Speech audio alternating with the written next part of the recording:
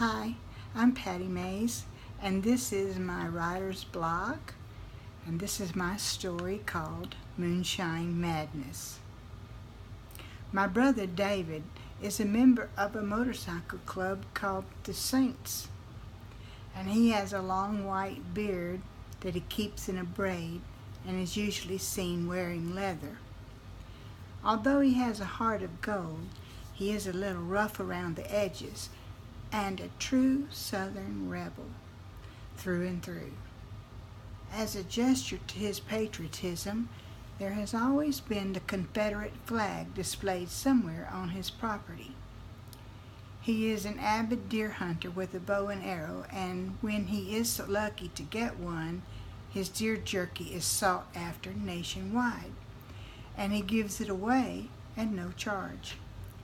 In his younger years, he was a bit of a hellion, but only making trouble for himself, as he had 2 brushes with death before he was 17 years old.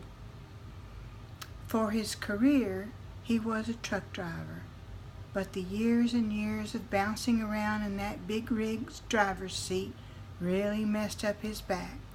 So now he's retired with permanent disability. He likes to keep busy and spends his time working on different projects in his garage, such as making driftwood into beautiful centerpiece candle holders and antique headboards made into cozy high-back benches. He tries to sell these items to bring in a little extra money for the household finances.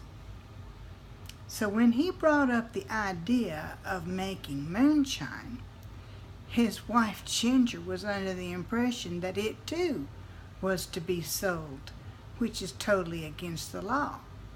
And she was afraid the still was going to blow up. So, of course, she was fiercely opposed to it. Once he had convinced her that he had no intentions of selling it, she calmed down. He wanted to make it for his own personal recreation and to give it away to his buddies at the clubhouse. But she wasn't having it. There was no way he was going to illegally brew homemade alcohol in their garage. A month or 2 went by, and she had not heard or seen any more about it. So she thought the whole moonshine idea had been dropped. And that's exactly what David wanted her to think. It wasn't that he was purposely setting out to deceive her. It's just that he thought that since it was such a touchy subject with her, he would do her a favor and spare her the stress. So in those 2 months that followed, he continued with his moonshine making on the sly. Every morning, as usual, he would get up with her and prepare her breakfast while she got ready for work. As soon as she pulled the car out of the garage on her way to work, and he heard the garage door close, he would start in on his plan. First, he did all the online research, watching every relevant video available and taking notes. Then he made a few phone calls and got some advice from some old-timers. He then drew out the schematic and listed all the necessary parts and their approximate price. He was happy and he was obsessed. And when he went to sleep at night, visions of corn liquor bubbles filled his head. He bought each part as he had the money, and he kept it all hidden out of sight.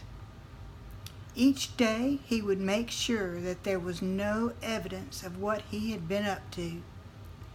When his sweet wife would get home from work at no sooner than 4 p.m., she would always find him sitting in his recliner with their 3 chihuahuas in his lap watching the news. Finally, The day came when it was time to set up the steel in the garage and run the mash. It had been 3 days since he had combined the cornmeal, yeast, sugar, and water in the plastic ice chest. The bubbling had just about stopped, so it had to be that day or it would be dead. He knew he had plenty of time with her 8-hour work shift to get at least a couple of mason jars full of what he hoped would be 175 proof. That would be quite a lot of shots for the guys. That morning, it was difficult to hide his anxiousness and the impish grin on his face. Like so many days before, David listened for the garage door to close. This morning, he gave it another 10 minutes just in case she forgot something and had to come back. The coast was clear, so he set to work. In just about 3 hours, he would be tasting his first batch of hooch. He set up the table and placed the heavy-duty hot plate on top. Then he got the 15-gallon beer keg and attached the copper piping to it.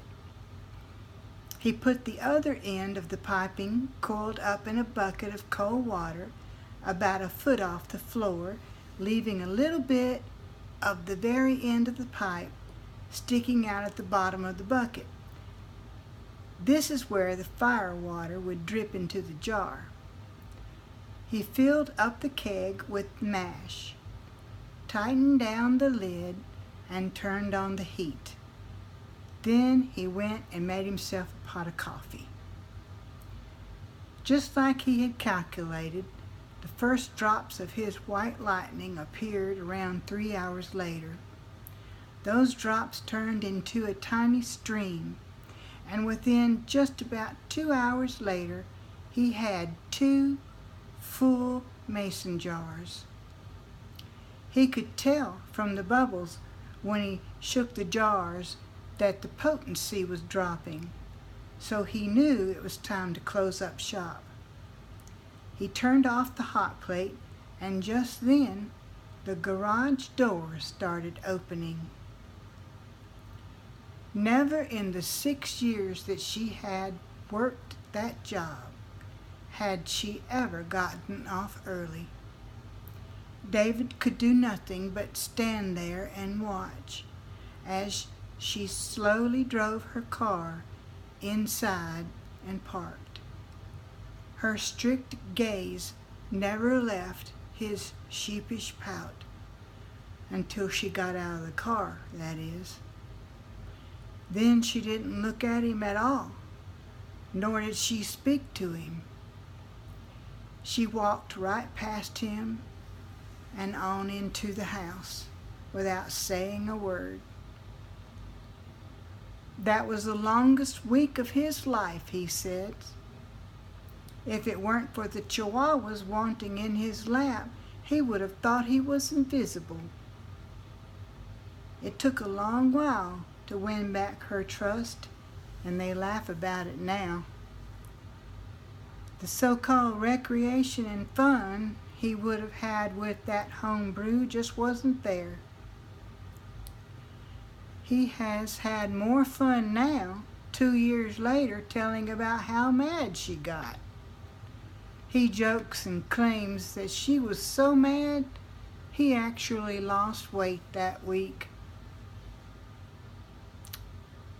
It was the first and last of that Mississippi moonshine madness.